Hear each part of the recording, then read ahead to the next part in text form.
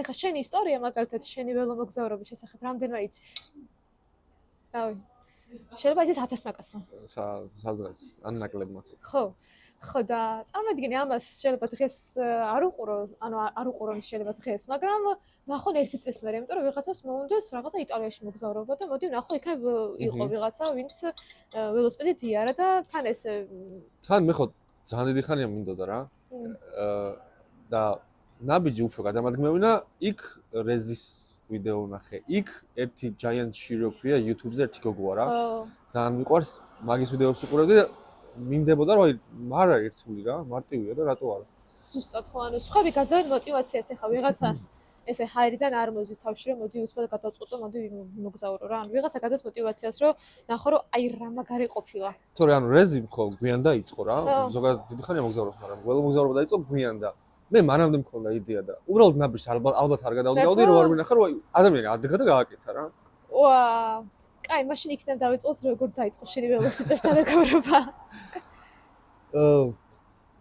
ზოგადად თა მოძრაობა, სიარული, ველოსიპედი მიყვარს ალბათ ბავშვობიდან და ვერ გავიხსენებ მაგას რა.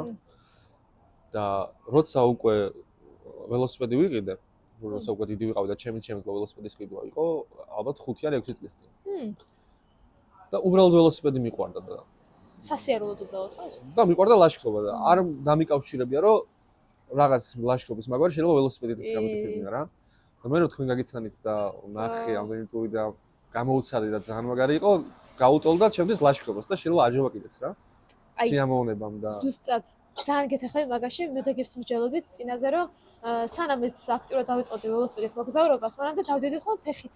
მაგრამ რაც ველოსიპედი ვიყიდე, მაგის არა აღარ ვივლია ფეხით საერთოდ, იმიტომ რომ ვიცი რომ რაღაცა პატარა მანძილების გავლა შემიძლია, კი არა დიდი მანძილების გავლა შეიძლება უცბად ველოსიპედი და მე იმას ნახავ რა, თუნდაც აიტან ხელით და მე დაიშვებ. ხო, ლაშქრობის მუღამით ეგაა, ბევრი რაღაც ნახვა და პლუს ის ადამიანები ვისთანაც მიდიხარ და ველოსიპედს შეიძლება ყველაფერი გააკეთო. ხო. და მე ფაქტობრივად ეს შენი ველოსიპედი ეხა უკვე გახდა იქ მოგზაურობის ნაწილი. ბოლომდე ვერ ჩაანაცვლა ლაშქრობა, იმიტომ რომ იქაც დავდივარ მე. ხო. და თავიდან როგორ დაიწყო? ანუ ეხა რას გულისხმობ, იცი, ხო თქვი რომ მე დავაკავშირე ლაშქრობას, მაგრამ თავიდან უბრალოდ გქონდა მიზანი რომ უბრალოდ ქალაქში გევლო? ან ხო რა, უბრალოდ ველოსიპედი მიყვარდა და მინდოდა. ხო. და ვერ წარმოვიდგინა რომ ამ ხელმანძილების დაფარო შეიძლებოდა რა. მეც იმ 99%-ით ვიყავ, ვისაც საკატაოდ გონია რა, რომ ეზოში, ან უბანში გავიდოდი და თავიდან მართლა არც ისე აღმართებზე მიწოდა ხოლმე სიარული, მაგრამ რაღაც 2 კილომეტრის გავლა და ძალიან უღლებოდი რა, მეთქი. ეს რა ყოფილა. ეხლა ეგ არის არაფერი რა. ეხლა გორში ჩასვლაც თითქმის არაფერი არ არის რა. და მოგზაურობის იდეა როგორ მოგივიდა? მე რამდენი დავიცი და ვერამდენ ავწდი. ჰა? ვერამდენ ვკითხე და ვერამდენ ავწდი მაგ შეკეთებას. არა, იმიტომ რომ ჩემი იდეა იჩდი. მაგის გამო არ არის, ანუ იწყებს აი რაღაც, ხო. თქვენგან ალბათ რა. აი ეს რეზისის რო ახსენე, ფაქტობრივად მანდიდან, ხო? რეზი კიდევ უფრო მერე იყო. თქვენ რო დადიოდით რაღაც ერთგიან ორგიან ტურებზე, ალბათ მანდიდან. ვა, რა მაგარია. ეხლა ვერ ვიხსენებ რა. და ეხა ეს შენი დიდი მოგზაურობის იდეა როგორ ჩამოაყალიბა? უბრალოდ აი თქვენთან ერთად რო წამოვედი 50-60 კილომეტრი ერთი დღე, ორი დღე რაღაც 100 კილომეტრი ბახმაროში რო ვიყავთ ეკრიბეოდან რა. მაშინ მივხვდი რომ შესაძლებელია ყოველ დღე 60 კილომეტრის დაფარვა უპრობლემოდ, პლუს ბარგთან ერთად რა. და მაშინ უკვე მივხვდი რომ თავისუფლად შემეძლო სამოგზაურო წასვლაც. მაგრამ მაკლდა რაღაცა ნაბიჯის გადადგმა და мотиваცია და ეგ мотиваცია უკვე სხვა ადამიანები გახდა რა, დავნახე რომ სხვები აკეთებენ, ესე იგი შესაძლებელია და მარტივია. ხო. რა გიშლით ესე ყველაზე მეტად ხელს? რაღაცა კითხვა-პასუხიც კი გეკითხები ძალიან ისე, მაგრამ აი რა არის ყველაზე დიდი ხელი შემშალი რომ გადადგა ეგ ნაბიჯი, იმიტომ რომ ძალიან ბევრს კომფორტის ზონა ალბათ. ალბათ. სიახლეების მიღების შიში? ხო და უბრალოდ არიცი რომ კარის უკან რაღაცაა და იმ კარს არ აღებ, იმიტომ რომ არიცი რა არის რა. და ალბათ მართლა 99%-მა არიცის ის სიამოვნების დოზა, რაც ველოსიპედს აქვს, ან უბრალოდ თას აქვს. ზუსტად ეგრე. მე კიდე მაინტერესებს, რომ შენ ხა იყავი ერთი თვით სამოგზაუროდ, ხო? ერთი თუ მეტი ხით. ერთი ზუსტად. ორი დღე კიდე აქ. იმერეთში სამეგრელო დავავატე და როგორ დაიწყო მომზადება? იმიტომ რომ არ არის ესე რომ მოდი ხვალ წავალ სამოგზაუროდ, მთლად ეგრეც არ მოსულა, იმიტომ რომ მომზადება საერთოდ არ დამიწყია. აქციების პერიოდი იყო, აი ტურნი არის აფეთქებას. შეიძლება უკვე გავაფრინო და მეგობარს ვეუბნები რომ მეთქი საერთოდ არ ვიცი ბილეთის ყიდვა როგორ ხდება, რაღაც ერთი დღე გამოვყევი და მაყიდინე და ეს არის დეკემბერი და ველოდები რომ ცოტა დაცვეს და მოდი წინასწარ ვიყიდი თან იმაფი იქნება ბილეთები. უბრალოდ მეორე დღეს წავიყვანე ჩემი მეგობარი, დავსვი და 3 თვის მერე ვიყიდეთ ბილეთები რა. კარგადა. მანამდე არ უყოფი ხარ უცხოეთში, მაგრამ კი, ოღონდ ისიც მეგობრებმა მაიყიდეს და უბრალოდ ბავშვი დავყვებოდი ხოლმე. სხვის დაგეგმილ პროექტში რა და როცა უკვე ვიცოდი რომ ბილეთები მექნებოდა, მე უკვე დავიწყებდი რაღაც ორგანიზებას, რაღაც დანაზოგის შექმნასაც და ასე შემდეგ და ჩანთებიც მაშინ გამოვწერე უკვე რომ ვიცოდი ბილეთები მქონდა. ველოსიპედი კი მყავდა, მაგრამ უკეთესი ველოსიპედიც ვიყიდე და ყველაზე კარგი გადაწყვეტილება ალბათ იგი იყო, იმიტომ რომ იმ სამთ ველოსიპედით მართლა დავიტანჯებოდი, თან ძველი იყო და ეს gravel bike იყო სიამოვნება რა. თან ამაზე კარგად ქონდა მიბულის ისენი რა ქვია ჩანთების და ხო, ყველაფერი ძალიან კარგად უმაგრდება რა და ზომაც საჩემოა და ხო. პირველი რის მზადება დაიწყე გარდა აღჭურვილობის. ნუ ალბათ აღჭურვილობა ეს ჩანთების გამოწერა. ფიზიკურად მომზადება პირიქით კი არ დავიწყე, უკან წავიდა შევესხეული იმ აქციების და კიდე სხვა ბევრი რაღაცის გამო, რომ საერთოდ აღარ დავდიოდი არსად. წავედი ნული ფიზიკური მომზადებით და ერთ კვირაში უკვე ვიგრძელი რომ სიჩქარეს ვუმატებდი და კუნთებით უფრო ენერგიაზე მოდიოდი. და დანარჩენი? აი ის თქვი რომ დანაზოგს აკეთები. ხო, ერთადერთი მომიწია რომ დანაზოგი რაღაც გამომიმუშავებინა ამ სამთვეში და გვერდზე გადამედო და დანარჩენი აღჭურვილობა ჩანთების გარდა ყველაფერი მქონდა, იმიტომ რომ ლაშქრობის აღჭურვილობა ყველაფერი გამოსადეგია ველომოგზაურობაში. თან ძალიან დიდი ხანია დავდივარ და ულტრამსუბუქი აღჭურვილობა დამიგროვდა. ხო, ამ სუბუქად და კომფორტულად ვიყავი მაგას. ხო, მე მახსოვს რომ სანამ წახვიდოდი, თქვი რომ ერთი-ორჯერ გამოყვავითო ტურში რომ ცოტა ფორმაში მოვიდეო და მარტო ერთხელ წავხვედი. ეგეც კუსტფაზე. ხო, არა, მეზარებოდა, ვიცოდი რომ აი იგივე შენს პოდკასტში აქვს მოყოლილი ერთ ბიჭს სახელი არ მახსოვს, სანდროს მეგონი. კი. სადაგზა მოემზადე. ძალიან სწორია. აი ჩვენთან ძალიან ბევრი უცხოელი სტუმარი არის ხოლმე და ყველა ეს ისე ვეკითხები ხოლმე, აი რამდენი კილომეტრს გადიხარ თქვა დღის განმავლობაში და 100+ კილომეტრს ძალიან ცოტა ველომოგზაური გადის. აი მარტო გადიან ისინი, ვისაც აი მართლა мотиваცია აქვს, რომ ჩქარა ჩავიდნენ და რა იცი თქვა დაათვალიერო, რაღაცა კაიარო 40 კილომეტრი ან მე არასწორი წარმოდგენა მქონდა მაგ მხრივ. მეგონა რომ საშუალოდ 100 კილომეტრი რა, აი დავგეგმე, მეგონა რომ 1300 დაახლოებით კილომეტრი უნდა გამელო და ალბათ 15 დღე ვივლი მეთქი 90-100 კილომეტრი დანარჩენი შეგადაშეგი დავისვენებ მეთქი და არა ყოველ დღე დავდიოდი 50 კილომეტრს დაახლოებით 60-40 20-70 გააჩნია საშუალოდ 50 დავდიოდი რა. ხო, მგონი ეგრე ჯობია რა ყოველ დღე ცოტა გადაადგილება და ერთ გოგოს მივწერე ინსტაგრამზე მოგზაური გოგო ამეთქი და დამცინა რა ის 100 კილომეტრი რა რამდენიც გაგისწორდება იმდენი უნდა იარო. ზუსტად, იმიტომ რომ ხან ამინდი არ შეგიწყობს ხელს, ხან დაღლილი ხარ, იმიტომ რომ ყოველ დღე ერთ იგივე ენერგიაზე ვერ ხარ გამორიცხული, ან ხან რაღაცა შეიძლება პრობლემა გქონდეს, ან გინდა რომ დატკბე ამ ხედით უფრო მეტი. ხო, სადაც უფრო მინდვრები და სწორი არც ის სანახაობრივი ადგილები იყო, მეც გავდიოდი. ხო, ხო. სადაც ძალიან ლამაზი ქარაფების ზღვის ნაპირები და ასე შემდეგ იყო, იქ ჩერდებოდი ხოლმე უფრო დიდ. აი ეს დაგეგმა როგორ გააკეთე, იმიტომ რომ ჩვენთან ვინც კი ყოფილა პოდკასტში, არ ვიცი 90% იმას ამბობს, რომ დაგეგმილი აი ეს დეტალურად არ ქონდა.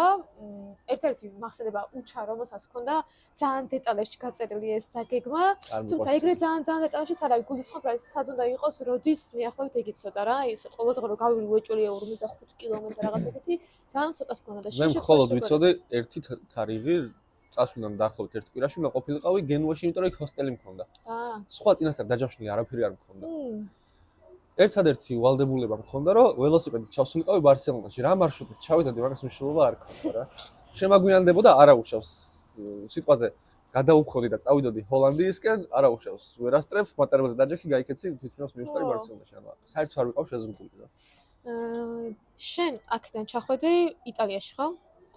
კი, სპეციალურად შევარჩიე მარტივი მარშრუტი, იმიტომ რომ იყო პირველი და პლუს ტრამვიანი მუხლი მაქვს.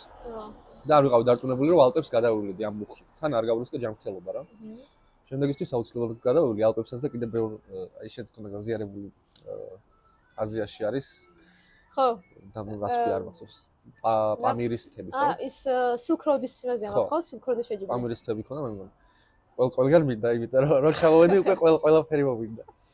ხო და როდის დავიწყე იტალიიდან, დავეგმე ზღვისპირა ნაპირი, მეგონა რომ საერთოდ არ იქნებოდა ამაღლებები, მაგრამ იყო ბევრი არა, მაგრამ აი ზუსტად იმდენი იყო, რამდენიც იმ მომენტში ჩვენთვის შესაძლებელი იქნებოდა რა, იმიტომ რომ ალპების და პირინების დასასრულია ზღვისპირას და ზღვის ნაპირიდან ეგრევე მთებია და ანუ პირიქით არ ველოდებოდი ფოტოებიც არ მქონდა ნახი და არც ეგ ის აღმოჩნდა არ კომუტის ისენი რომ რამდენიც გავული რა ამაღლება მექნება. უბრალოდ მანძილის გამო შევედი კომუნდზე რომ ნახო რა მანძილი და ამაღლება მექნება. ესე გიჟე. არც მარშრუტები არ დაგეგმავს რომ აი თქვა სამეტროს გავული და არა თქვა შიდა ნაწილს უფრო არა, ეს ძალიან ზოგადად, აი უბრალოდ ზემოდან დავხედავდი რუკას და რადგან აპლიკაციამ დაუშვა რომ ველოსიპედით აქედან აქ შეიძლება, ესე იგი საზღვარზე გადასვლა შეიძლება, ის არ შემომიწმობია რომ საზღვარგან საზღვარზე უყოლებად გადავიდა. რადგან აპლიკაციამ დაუშვა რომ კი ეს მარშრუტი შესაძლებელია, წავედია. ესე გიჟე. ანუ იქ პრინციპში პრობლემა საერთოდ არ იყო, საზღვარზე არავინ არ იდგა. არც ერთ ქვეყანაში ხო ფაქტობრივად დეპრ გადაიარა. უბრალოდ ბანერია რომ აქ მორჩა ეს ქვეყანა და всё, გადავიდი. ეხლა ხარ უცბად ესპანეთში, ესპანეთში არ იქნებოდი? ესპანეთში ხარ ყოფილი? ესპანეთში ვიყავდი. ვიყავ ესპანეთში? იტალიით დავიწყე, მილანიდან ჩავედი გენუაში, პორტოფინოს და კიდე სხვა ლამაზ ქალაქებს შევუარე. და ზღვას გავუყევი, გადავედი საფრანგეთში და ეგრევე არის მონაკო. არც ისე სანახაობრივია, ფული თუ არ გაქვს. იახტა თუ არ ყავს. შეგიძლიათ გვერდი ავუაროთ თუ წახვალ შენ. საფრანგეთში კიდე ძალიან ლამაზი ზღვისპირა მთები იყო და კლდოვანი მასივები ზღვიდან ეგრევე ამოწეული და ეგ იყო ძალიან ლამაზი, ფოტოებიც მიდევს. მაგ ფოტოებს ჩავსვამთ. ოკეი, და კატალონია რომ მეგონა რომ ის პირველი შთაბეჭდილებები და ემოციები ამოუწურე კატალონიაში რომ გადავედი არ მოვჭა რა, ანუ ის ღიმილი არ გამიქრა სახიდან, იმიტომ რომ ერთმანეთს არ გავს არც ერთ ქვეყანა და პლუს ყოველ დღე იყო ერთმანეთზე უკეთესი, იმიტომ რომ არ ვიცი. უკეთეს და უკეთეს ადგილებში ვხვდებოდი რა. მათ ერთ-ერთი მომენტი ისიც არის, რომ მოლოდინი არ ქონდა ხო რაღაცას, რომ იქ ძალიან მაგარ რაღაცას ნახავდი. მოლოდინი არ უნდა შეიქმნა ზოგადად რა. და პირველად იყავი ხო მაგ ტერიტორიებზე? პირველად მილანში არ ვიყავი პირველად, მაგრამ დანარჩენი ყველგან პირველად ვიყავ. ხო. გადაადგილებით ტრასაზე გადაადგილდებოდი? 80% ტრასაზე გადავადგილდი. ის 20% ამოგიწე. თუ შეცდან გადაუხვი ის გამო რომ გენახა უფრო მეტი ან უფრო მოკლე იყო, ან უფრო მაღალზე ავდიოდი და ხედის გამო ავედი, ან ბევრი დეტალის გამო. ხო. ოდნავ უკან გადავახვიეთ გაფრენის დეტალი, იმიტომ რომ შეიძლება ძალიან ბევრმა არ იცოდეს, როგორ უნდა წაიღოს ველოსიპედი მაგალითად. იმიტომ რომ აი შენ ახლა თქვი რომ ერთი კვირის მერე მქონდა დაჯავშნული მარტო ეს ჰოსტელიო. ეგეც იმიტომ რომ ხანდახან გთხოვენ აეროპორტში, გაქვს თუ არა დაჯავშნული და როგორ მოდიხარ მერე უკან. კი, წასვლამდე ერთადერთი მეშინოდა იმის, რომ საზღვარზე არ შევეში. რო ჩავფრინდებოდი მილანში, 30-ვე დღე ვერ ვაჩვენებდი თავშესაფარს, სად დავრჩებოდი რა. ამიტომ დავჯავშნე რამდენიმე ჰოსტელი. ხო. ორგან დავრჩი, დანარჩენი გავაუქმე, იმიტომ რომ ან ჩემით ვშებოდი კარავში. ხო. ან კემპსაიტებია იქ რაღაც 10, 12, 15 евро ღირს. ძირითადად სამოგზაურო მანქანები როა. აბაზანა ტუალეტი და რაღაცები არის ხო? მაგათთვის არის და მაგ სერვისაც იღებ რა, რეცხავ, ხო. შხაპს იღებ. ყველაზე მეტი ალბათ ახლა მაგაში დავხარჯე, იმიტომ რომ მეზარებოდა ხოლმე ყოველდღე. დინარეში ვადავა, თუმცა ეგეც მომიწია. ზღვისპირასაც მომიწია შხაპის ქვეშ ბანანა. ღამე თა სპეციალურად ღამე ვაკეთებდი, მაგრამ მაინც მოძრაობდა ხალხი და თან ცოტა ციოდა საღამოს. ანუ მადი შენ შამპურით გახარდა. ძალიან ვიყურებდი. და წასვლის მომენტში ერთი მაგის მეშინოდა, მაგრამ ხო. საკმარის თანხა თუ გექნება და აჩვენებ რომ გაქვს და რამდენიმე მისამართს წაჩვენებ საკმარისია პლუს რომ ეტყვი რომ ველომოგზაური ხარ ეგ საერთოდ ის არა რა ჯოკერია რომ ველოსიპედი და ვიშებ ველოსიპედს ვერ წაიღებ სხვანაირად თუ არ ჩადე სპეციალურ ყუთში ან შალითაში რომელიც სპეციალურ ველოსიპედს არის მაგრამ მაგას ვერსად ვერ დატოვებ და ჯობია ან რამე ტელევიზორის ყუთი იყო ან პირდაპირ ველოსიპედის ყუთი ხო პლუს გარში ფულს არ იხდი სპორტ ექიმებს ვყიდულობ ველოსიპედთან ერთად იმ ყუთში ყველა ბარგს ატევრას საერთოდ დამატებით იქაც შეგიძლია რამე იყიდო და წამოვიდო და ძალიან დიდი სივრცეა მაგაში ხო წონას არ აკონტროლებია წონა 32 კილო შეგიძლია მაგრამ ველოსიპედი არის რავი 13 კილო ან 13 ხო ბარგიც იყო ალბათ 10-12 კილო და კიდე შემიძლია 12 კილო ნამდვილად შეიძლება და მაგას ვისიხდი 40 დოლარს 60 ან 40 არ მახსოვს ზუსტად მაქსიმუმ 60 ხო შენ ერთ არანაირი პრობლემა არ არის მიდიხარ პირდაპირ აბარებ არანაირი უბრალოდ მეშინოდა რომ ჩავფრინდებოდი ეს ყუთი არ დაკარგული ხო რა მაგრამ როგორც კი გავიარე პასპორტ კონტროლი ეგრევე ეს ძალიან დიდი ყუთი ხო არის და ეგრევე შემოჩნდა ჩამოსვლის დროს იქ მომწეს უფასოდ ყუთი ერთ-ერთ ველო მაღაზიაში რა ერთ-ერთ მივწერე და დამიფასა თანხა და ცოტა მეძვი რა რაღაც $25 თუ ევრო თუ რაღაც მე მივედი სხვაგან და უფასოდ გამომატანეს და ეგ უკვე შენ საიდან დაბრუნდი? ბარსელონადან. ბარსელონიდან. ბარსელონაში ძალიან ბევრი ველობილი გია, ყველაფერი კარგად არის. მად მივიდეთ ხა ჯერ. ესე იგი, ჩაფრენდი მილანში. მერე იქ იდეა შაბათ იმავე დღეს დაბანაკდებოდი ან რაღაც ეგეთი. მილანში ჰოსტელი მქონდა. ჰოსტელში დარჩი. რომ წესიერ დაულაგებული ყავდა დამეწყო უკვე სხვა. ხო.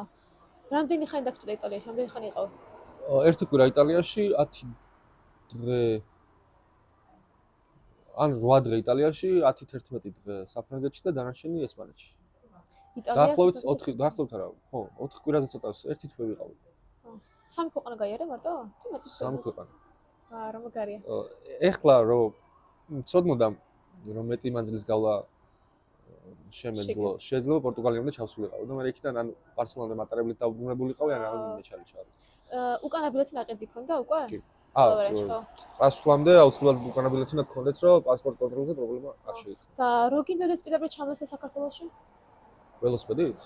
არ არის პრობლემა. არ არის ხო? ანუ იდეაში. ალბათ უნდა გავუქო, არ ვიცი, მაგდენ დეტალი არ ვიცი.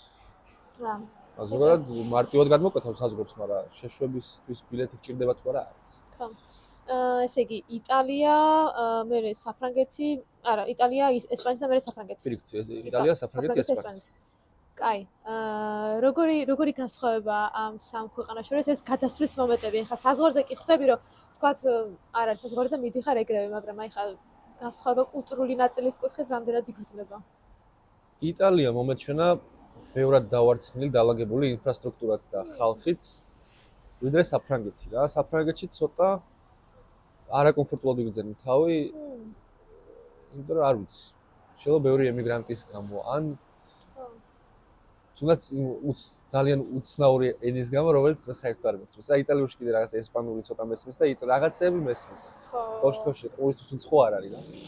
საფრანგეთში სად იყავი რა ადგილებში? რომ ანუ რას გულისხმობ, იცი, რატო იყო ეგეთი ცოტა ქაოტური ისნაირი ხა. პარიზში თუ იქნებოდი პარიზში? ქვემოთ გავიარე ზღვასთან, ზღვისპირას, ხმელთაშუა ზღვისპირას და პირველი დიდი ქალაქი, ერთ-ერთი დიდი ქალაქი, რომელიც გავიარე იყო მარსელი.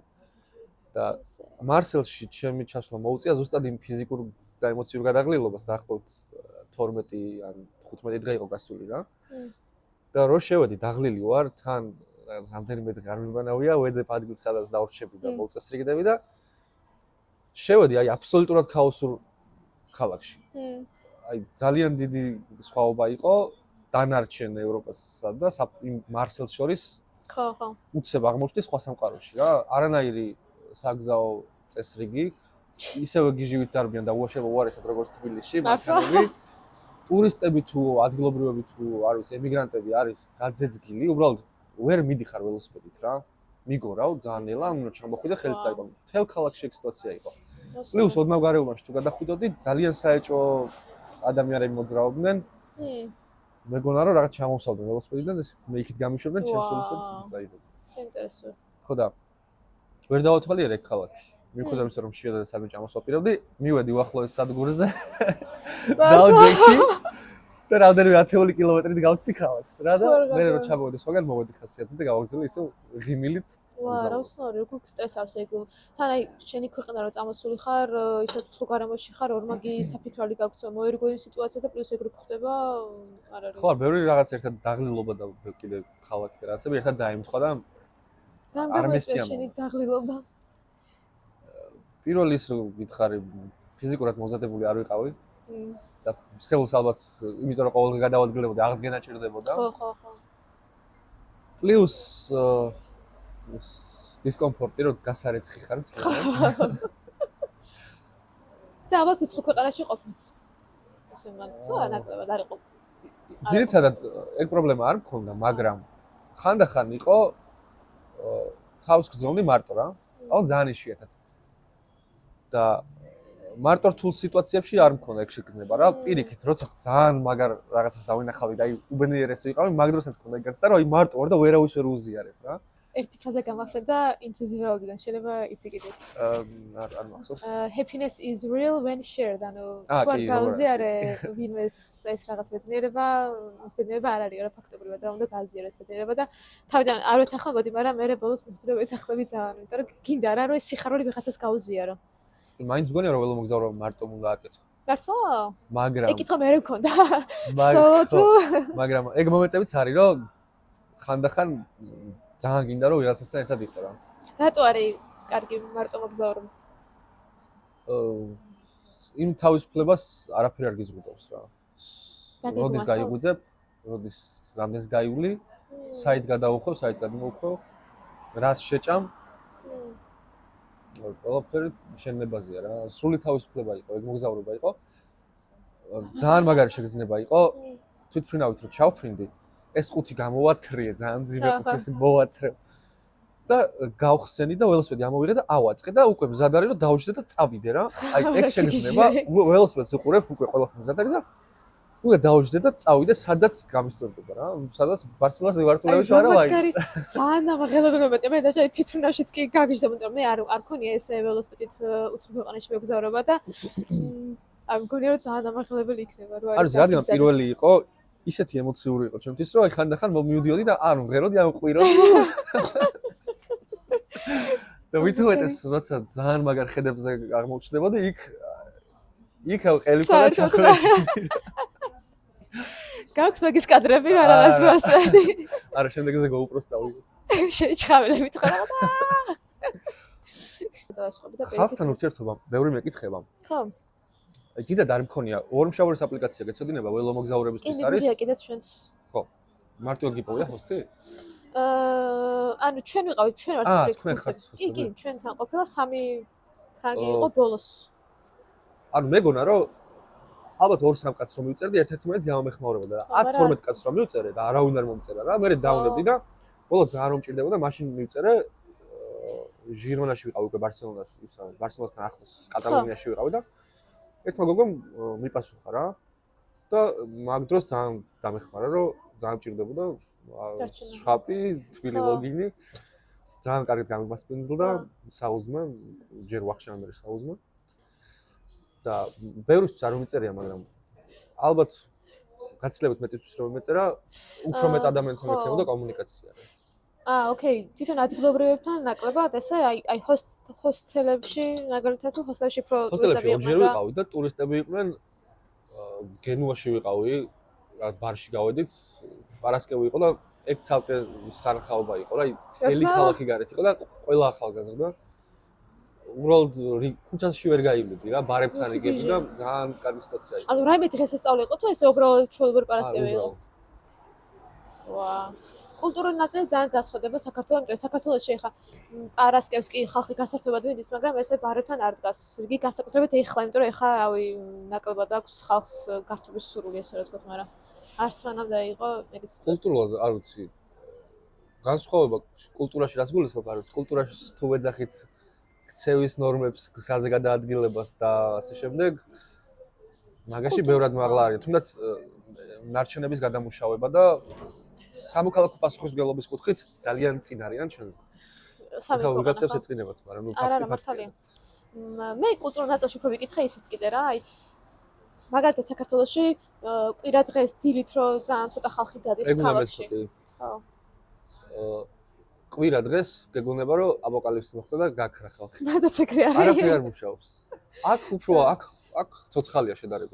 იქ აფსიაქი არ მუშაობს, სუპერმარკეტი არ მუშაობს. სხვა ველოსიპედისტებს თუ ხდებოდი ხოლმე მოგზაურობის პერიოდში?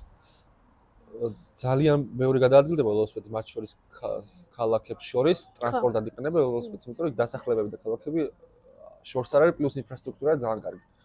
მაგრამ ველომოგზაურები ბევრი არ შემოხვედრია, უფრო ადგილობრივები, რომლებიც რაღაც დიდ დისტანციებს ფარავენ, ან ვარჯიშობენ, ან უბრალოდ ტრანსპორტად იყენებენ რა. ხო. და ის კითხები რომ აი სადაური ხარ, რაღაც ეგეთები არ ყოფილა, იმიტომ რომ ხა საქართველოს შეუჭული ყველა გეკითხება საიდან ხარ. არა, სხვა ველოსიპედისტებისგან არა, მაგრამ იქ რესტორანში შევედი და ვიღაცა იტალიელი მიმტანი იყო. იცი აი გზა. კარგი ამავია. იტალიელი მიმტანი იყო, მეორედ ვიყავი მაგ რესტორანში და მეორედ უკვე დაინტერესდა რა, ვინ ვიყავი, საიდან ვიყავი, რო უთხარი საქართველოსდან ვარ თქო. აუ ვიცი, ძალიან მიყვარს საქართველო და რო ვკითხოთ საიდან. ბარსელონაში საქართველოს საიდან იცი, რა ნეაპოლიტანურ რესტორანში ხარო და მივხვდიო ეხლა. კვარაცხელია ძალიან ვიყავსო და საქართველოს ძალიან ვიყავსო. ეს უძე დამპატიჭებდა. რამდენს ნიშნავს ზოგადად აი ესე ქვეყნის წარმომადგენელი რა ეხლა მაგალითად მერაბ დვალიშვილი იქნება თუ თოფურია იქნება, რამ ხელა გავლენას ახდენენ და როგორ წარმოაჩენენ ჩვენს ქვეყანას რა, ეხა აი კვარაცხელეს რა ვიცი, მაგის გამო გვცნობს მგონი ძალიან გაგვიცნობს, უბრალოდ ძალიან ბევრმა ქვეყანამ და კონტინენტმა საერთოდ და რამდენი სპორტში ძალიან კარგები ვართ ზოგადად. აი ველოსპორტიც გვინდა რომ ავოქალჩოთ. ჩემი ტკივილია. არ გინდა იქნება. არა, ხო რა. კი, ველოსპორტშიც ბიჭები ძალიან ძლიერი ყავს და იმედია გოგონებს გვეყოლება. კაი, რა მომენტები იყო შეგთვის ყველაზე სასიამოვნო? არ ვიცი, ძალიან თითქმის არაფერზე ნერვი არ მიტოვდებოდა, არაფერზე არ უბრაზდებოდი. დისკომფორტს თითქმის ვერ ვგრძნობდი, მიუხედავად იმისა, რომ უცებ რო ჩააგდო იმ სიტუაციაში, არ არის სასიამოვნო, რომ შეიძლება დასაბანი იძინებ, ან თბილ საწოლში არ ძინავს და კიდე რა ვიცი, ბევრი რაღაც გაკლია რა. ვერ ჭამ ის კარგად მომზადებულ სამზარეულოში მომზადებულ რაღაცებს და გიწევს რაღაც პატარა გასქურაზე მომზადება ჭამა. მაგრამ ნებისმიერი მომენტი იყო ჩემთვის სასიამოვნო რა. მათ შორის კარავში ძილი, დილით გაგვიძება ლამაზ ხედებზე, პედლების ტრიალი, ლამაზი ხედები, ყველაფერი სასიამოვნო იყო რა, ვერ გამოვყოფეს რა.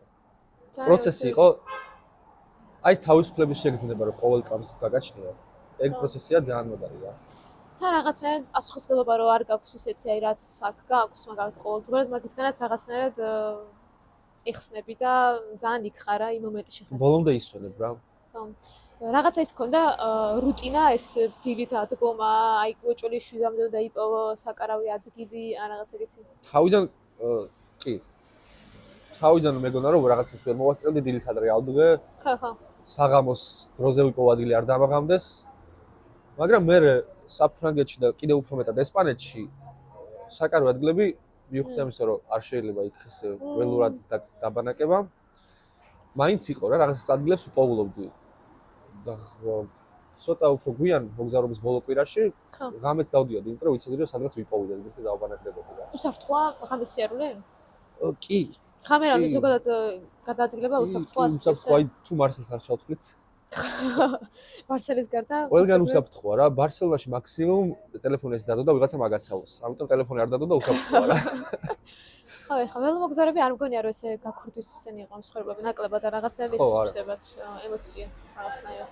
ყველაზე ესეთი დიდი დისკომფორტი გქონია რა? დიდი დისკომფორტი რა, ანუ გქონია რა იმ დისკომფორტი? ერთი დღე იყო დამაღამდა ზღვისპირა კურორტია და იქ ყველგან ათვისებულია, ყველგან რაღაც კერძო ტერიტორია სახლი დგას და ვერსად ვერ პოულობ და სადმე ტყეში რო შევიდე ამაღლებების ავლა მიწევს თან ფერდობზე შეიძლება ვერც დავბანაკდე და მომეწია უკან დაბრუნება მახსოვდა რაღაცა სწორი მიტოვებული ადგილი იყო ვიღაცის კერძო ტერიტორია მიტოვებული მიგდებული რა ეგეთი ხშირი არ იყო მაგრამ ერთი იყო და დაახლოებით 10 კილომეტრი ამ ღამე გავიარე უკან რომ იქ ვისულიყავი და დავბანაკებულიყავი თან მე ღამე ყარვის დაშლა დამავიწყდა და იქ ხო ისეთი ზღვისპირა ჰავაა და გავშალე ძირსაგები დავწექი რაღაც საძილე გადავიფარე და დილით ვიგუძებ სულსველი აი ამ ბუმბულმა შეიწვა ყველაფერი ისე გიჯია ყველაფერი სველი იყო რა ანუ კაროს ზერო ამოდის ეგრევე აშრობს შრება ხო ანუ კაროს garaშიც ყოფილხარ ესე პირდაპირ ორჯერ დავში კაროს garaში ვა წერები და რაღაცები ან ცხოველები არაფერი არა ცოტა რა მაგრამ ისეთ მავნე და საშიშია შენ ახლა როგორც შენთვის იყო ეს პირველი შედარებით დიდი გამოცდილება ხო ან პირველი დიდი მოგზაურობა ძალიან დამწყებებს ურჩევდი მაგ მარშრუტს კი თუ დაამატებდი ან დამწყებებს ურჩევდი მაგ მარშრუტს ხო ამაღლებები არც ისე დიდია დღეში 400 მეტრი მაქსიმუმ ლამაზია მარტივია იმიტომ რომ რამე თუ დაგჭირდა ყველგან არის აფთიაქი მაღაზია წყალი ეს განწყობილი ხალხი მეტნაკლებად ფინანსების კუთხით რამდენად ისეთია შედარებით ბიუჯეტური და წახვიდა არგერს ძვირი საქართველოსთან შედარებით ადგილობრივებმა 1-2-მა იწუწუნა რომ ძვირია ოდნავ არ არის გამიჯერეთ საქართველოში სულ რომ გადმოახურდაო ლარში მაინც არ არის ძვირი რა ხო ტრადიციული საკვებები ნუ თუ ჰოსტელში დარჩები მოგიწევს დღეში ალბათ 30-40 ევროს გადახდა რა ესეთი ძვირია რა ჰოსტელი ო 30 ევრო ბევრია იმიტომ რომ ცოტა 100 ლარამდე 100 ლარამდე ერთი თვითადრე რომ დავჯავშნე 30 ევრო გადავიხადე ორგან და ადგილზე რომ მიხვალ სავარაუდოდ უფრო ძვირი იქნება ვა ჰოსტელები კარგად მოწყობილი იყო მაგრამ კი ჰოსტელები იყო ყველაფერი იყო შინით რა უბრალოდ ერთი ის იყო რომ 4 კაცთან ერთად გეძინა ნომერში მაგრამ იმ ნომერშიც ლოქერები იყო, სადაც ჩვენს ნივთებს ტოვებდი და ასე რომ მოპარვიშიში არ ხდება. ფაქტობრივად არ იყო, ხო? საინტერესო. რაღაც მკითხე იმაზე. ნაციონალური საკვებზე კითხე, ხო? ერთხელ გავსინჯე მარტო ერთხელ გასინჯე სამყაროში სხვა რაღაცა. პიცა გავსინჯე, ერთხელ გავსინჯე განსხვავებული მეთქვა, იმიტომ რომ ზღვის პროდუქტების რაღაც იყო რა, სახელი არ მახსოვს. ხო. საფრანგეთში ძალიან პოპულარულია ღვინო და ზღვის პროდუქტები რა, იმ რეგიონში სადაც ვიყავ, სახელი იმ რეგიონისაც არ მახსოვს. ზოგადად ქალაქის და რაღაცების სახელები არ მახსოვს, ეხლა ფოტოებზე ვნახულობ. ფოტოები ჩავსვა და მაგის მიხედვით რაღაც ყველაზე ხო და დანარჩენი ტაპასები ვჭამე, ესპანური, ეგეც დიდი არაფერი არ არის. ალბათ გასტრონომისთვის კიდე ცალკე უნდა წახვიდე, რომ კარგად გაიგო რას ჭამენ რა, ეხლა მოგზაურობაში ვერ გაიგო. ხო, თან ცალკე თუ ბიუჯეტურად მიდიხარ, საკმაოდ რთულია რომ ყველაფერი გასინჯოს. მაგრამ მე ვარ მსუნაგი და ტელეფონი დავეჯდებოდა. იქ კი არ მივალ სადღაც ბენზინგასამაც სადგურზე და შევაერთ ხოვრო შემიერთე და ერთი აქ დაუწდი. არა. წავალ თან შევჭამ გემრიელ რაღაცას თან შევაერთ. და ამაში ვეხარჯებოდა მეორე ფული. ჯამში ხა რადგან ფული ახსენე, ჯამში მიახლოებით თუ საიდუმლო არ არის. თუ საიდუმლო არის, მაშინ მითხარი. მე როდის ახალი ტელეფონი, ველოსიპედი, ჩანთები, რაღაცები არ მეყიდა და მქონოდა და შემდეგისთვის მექნება და აღარ დამჭირდება მაგას ფულის დახარჯვა. გაფრენა და ველოსიპედის წაღება წამოღება ჯამში 800 ლარი დამიჯდა მხოლოდ. ბარშემლაში 2 დღე დავრჩი სახლში და ეგ დამიჯდა 100 евро 2 დღე ჯამში. ხო. და 60 евро 2 ჰოსტელი დამიჯდა და პლუს აი კემპსაიტებზე რო რჩებოდი, იქ ალბათ ერთი 8 დღე დავრჩი ეგეთ ადგილას და საშუალოდ 15 ევროს ვიხდიდი მანდ. დანარჩენი ნუ იქ ყოველ დღე ჭამაში რო არ ხარჯო და ესე არ დატენო იქ სადაც არ მოდატენო. 10-15 евро გეყოფა რა. დღეში. შეიძლება ხო, ხოდა ძალიან შეიძლება 2 დღეს გეყოს. მარტო. ანუ საშუალოდ ერთი აი 500 евро გეყოფა გზიან, არა 500 евро, 600 евро გეყოფა ალბათ გზიანად და ყველაფრიანად, ხო ესე 2000 ლარამდე ალბათ. 4 კვირა გეყოფა კი. თუ გაიჭირვა გეყოფა. ნუ ცოტა უფრო მეტჯერ თუ დარჩი კარაოში და ცოტა უფრო. ხო. არა და ველომოგზაურობის მუღამი ჩემთვისაც ეგ იყო, რომ უფრო ველურად ყოფილიყავი, ვიდრე ვიყავი რა. მაგრამ რადგან პირველი იყო და რადგან ევროპას დათვალიერებული არ ქონდა, თავს მეც უფლება, რომ ცოტა უფრო სხვა სახელი მეცა რა. თორე ჩემთვის ველომოგზაურობა არის ძალიან ველურ და აი თუნდაც აფრიკაში და აზიაში დადიან რა. იმაგის მუღამი მაქვს ძალიან. საერთოდ რო ვერ ბანავ ერთი თვე რა, ის 3 დღე ვერ ბანავე და წუწუნებ, ეგ არაფერი არ არის. ხო, ჩემს ახლა ძალიან ეგეთ ველურად არ წარმომიდგენია, მაგრამ გონია რომ საწყისში ძალიან სწორად მოიქეცი რა, იმიტომ რომ გინდა რომ შეირგო რა და არ გინდა რომ იწვალო და მე პირობითად იმით ის გიხაროდეს რომ რაღაცა გადავახე და რაღაცა ძლიერ შეეჭიდე და ამ ძლიერს მოერიე. ანუ სად ეგეთი არ უნდა იყოს პირველი, იმიტომ რომ მე შეიძლება დაისწრესო და მე აღარ გავიწოლო შემდგომი მოგზაურობები. გონია რომ პირველი ის ძალიან ისეთი საინტერესო იქნება რა. ხო, ნუ მთავარი არ ყოფილა მანძილის დაფარვა რა მოგზაურობაში. ყველაფერი ერთად არის საინტერესო. ხო. გამოწვევა იყო შენთვის რაიმე ისეთი? არა, ძალიან მარტივი გამომივიდა და მაგიტომ გონია რომ ცოტა სხვა რამე უნდა გავეკეთებია რომ უფრო ბევრი მოსაყოლი მქონოდა და არა, იცი რატო? არა, სხვადასხვა პირიქით, იმიტომ რომ ძალიან ბევრი ადამიანისთვის ეს არის სირთულე რაღაცა წარმოუდგენელი რომ ევროპაში მოგზაურო ესე ველოსიპედზე და გაიარო ჯამში რაღაცა 1000 რაღაცა კილომეტრი. ერთი შეხედვით ძალიან ისეთია, ბრუტალურად ჩანს, მაგრამ ნუ რადგან შენ ამბობ ეს არ იყო ძალიან რაღაცა. ყველაზე რთული გამოწვევა იყო ჭამაში არ ვეხარჯა. იმიტომ რომ ჭამა ძალიან ეხლა საერთოდ არ მეტყობა, მაგრამ იქ თან პედლებს ატრიალებ, აი ძალიან ბევრს ჭამდი, თან გემრიელობებს ვარჩევდი და ფულს მაგაში საერთოდ არ ზოგავდი რა. მარკეტში რო შევდიოდი, მე ველოსიპედზე არ მეტეოდა ის საჭმელი რა რა. და უჯექი და ჭავდი ვასაღებდი სხვა რეზა ქონდა. სანდრო გოსტოდა ეგ რომ აი მაგაშიო თახას არ დავზოგავ რა, არ სამიზოგიაო და მე მგონია რომ ჩვენ წავად სამოგზაუროდ აი ერთ-ერთი ეგ ტიპი ვიქნები, მეც რომ მაგაში არ დავზოგავ ფულს რა. რომელი ქვეყანა იყო შენთვის ესე ყველაზე ემოციური და დასამახსოვრებელი? სადაც აი თქვა კიდე წახვიდოდი და არ გიყო ის რაღაცა პერიოდი. ბარსელონა, ისე კატალონია, ესპანეთი. ესპანეთი? ესპანეთი დიდია პრინციპში საკმაოდ დიდი უყურდება რა. ხო, კატალონია ძალიან მომეწონა რა. თან ხალხი ხო დიდი ნაწილი არ თulis რომ ესპანელები არიან. თავისი ენაც აქვს, ნუ ესპანურს ძალიან გავს, მაგრამ უბრალოდ განსხვავებული ენაა და. ვაი, გაროცოდი. იქ რომ უთხრა რომ ესპანელები ხართ, შეიძლება ეწყინოთ რა. ვა. ჩვენი მასმენძელიც ეგეთი ტიპი იყო, ნუ. აღარ დაუკავშირე, კი მოუყევი ჩვენი მდგომარეობას, რომ სეპარატისტები ყავს ქვეყანაში. ხო. მაგრამ პარალელი არ გავალე, მეთქი არ გაბრაზდეს. კაითი. ინტერესant. მე ერთ-ერთი იტალია ძალიან მაინტერესებს, იმიტომ რომ იტალიიდან დიდი ესე ქონო თუ ჩადის და ამდენი რაღაც შეგიძლია სამხრეთ ნახო, რომ იტალიაც გეგმაში მაქვს. ხო, შეძემოთ ვიყავი.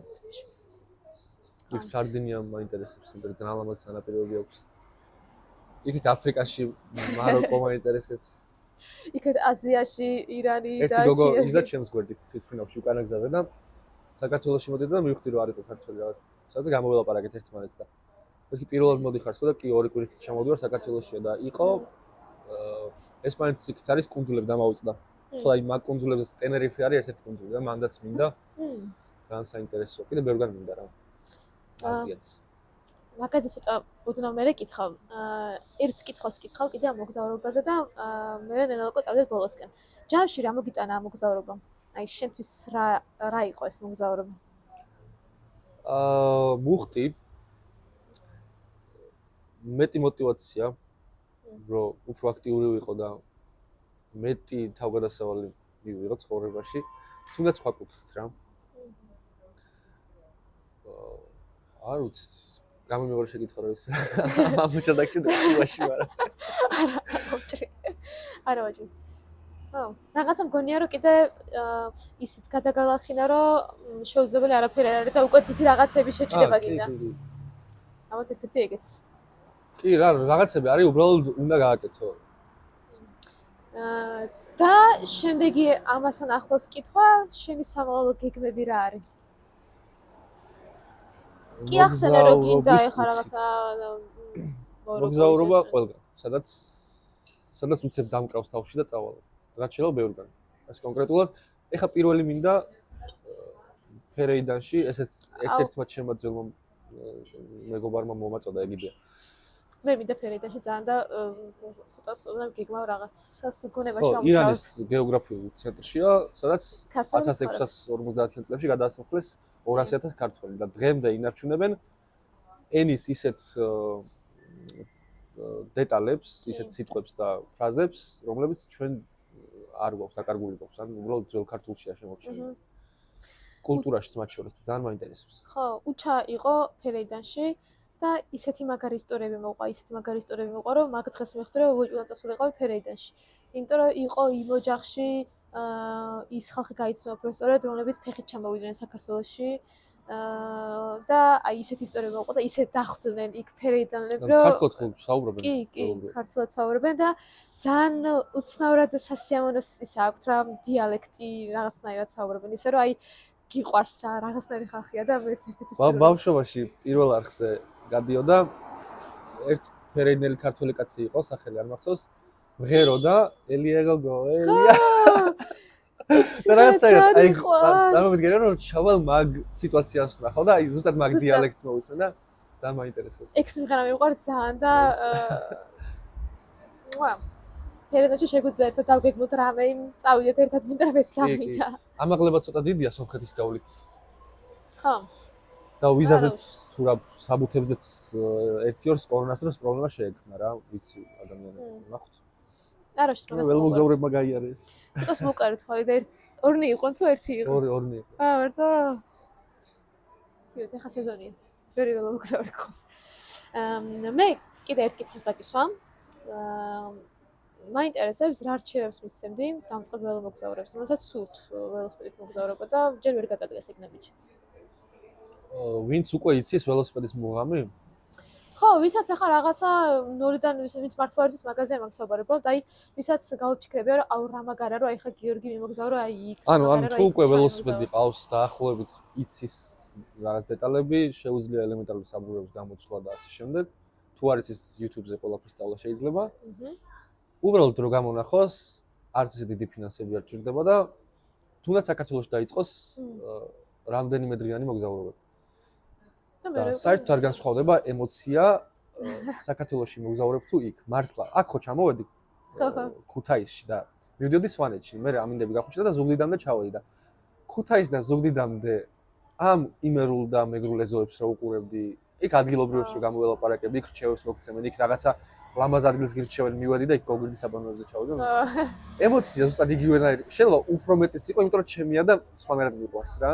და ალბათ რაღაცა ის ჯადოსნური აქვს უფრო ველოსიპედს, ვიდრე იმ ადგილებს, სადაც დადიხარ. უბრალოდ წადით ველოსიპედით. ბევრი ადამიანი საქართველოში თავს არაძლევს უფლებას ქალაქგარეთ გავიდეს, დაისვენოს, ილაშქროს, ფიზიკური აქტივობით დაკავდეს. გონია რომ დრო არ აქვს, მაგრამ ყველგან შეიძლება ყველაფრისთვის შეიძლება დროის გამოთავისუფლება და არის აუცილებელი რომ ველოსიპედით დაიწყოს ადამიანმა. ნებისმიერი ფიზიკური აქტივობა, ლაშქრობა, სირბილი, თუნდაც ველოსიპედით ქალაქში სიარული თუ სხვა ნებისმიერი დასაწყისისთვის არის ძალიან კარგი და შემდეგ გამოჩნდება კონკრეტულ ადამიანს რა ინტერესებს და საით წავა და სხვა მიზნები ხო? მადლობა ძალიან დიდი ამ პოდკასტისთვის. იმიტომ რომ ბევრისთვის იქნება ეს ძალიან სამოტივაციო და რაღაც ახალი გამოცდილება და მე კიდე გისურვებ ძალიან დიდ წარმატებას, რა ვიცი, ყველაფერში აბსოლუტურად ლაშქრობაშიც და ველოსიპედშიც და რა ვიცი, მოგზაურობებშიც და იმედია ერთადაც ვიმოგზაურებთ რაღაცა ისეთ საინტერესო ადგილებში და ესე ვთქვა. ოკეი, ჩვენი სტუმარი იყო გიორგი კუსიანი. ეს არის ველოპოდკასტის 26 ეპიზოდი და თქვენ კიდე გთხოვთ რომ გავეწეროთ ჩვენი არხი, იმიტომ რომ კიდე დავდებთ ძალიან საინტერესო პოდკასტებს და ვლოგებს. აკა. მადლობა. მადლობა შენ.